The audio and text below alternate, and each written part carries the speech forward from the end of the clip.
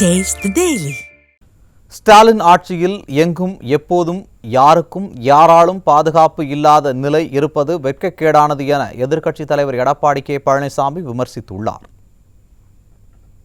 இது குறித்து அவர் வெளியிட்டுள்ள அறிக்கையில், கிருஷ்ணகிரி மாவட்டம் அஞ்செட்டி அருகே 13 வயதான ரோஹித் என்ற சிறுவன் காரில் கடத்தப்பட்டு கொலை செய்யப்பட்டு உள்ளதாகவும், ஈரோடு குமலன்குட்டை பகுதியைச் சேர்ந்த 12ஆம் வகுப்பு மாணவன் ஆதித்யா பள்ளிக்கு அருகில் உயிரிழந்த நிலையில் கண்டறியப்பட்டதாகவும் வரும் செய்திகள் அதிர்ச்சி அளிப்பதாக எதிர்க்கட்சித் தலைவர் தெரிவித்துள்ளார்.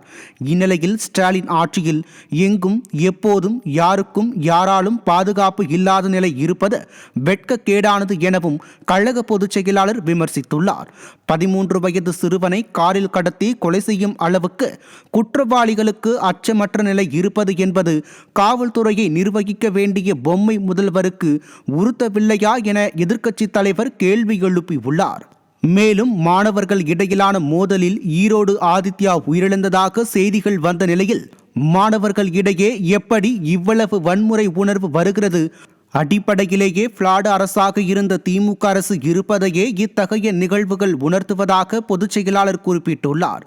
இன்று என்ன போட்டோ ஷூட் எடுக்கலாம் என்பதில் மட்டும் இருக்கும் சிந்தையை இன்று எப்படி முறையாக அரசை நிர்வகிக்கலாம் என்பதில் மாற்ற வேண்டும் என பொம்மை முதல்வரை கேட்டுக்கொள்வதோடு, மேற்கூறிய சம்பவங்களில் குற்றம் இழைத்தோர் மீது உரிய சட்ட நடவடிக்கை எடுக்க வேண்டும் என அதிமுக பொதுச் செயலாளர் எடப்பாடி கே பழனிசாமி வலியுறுத்தியுள்ளார்.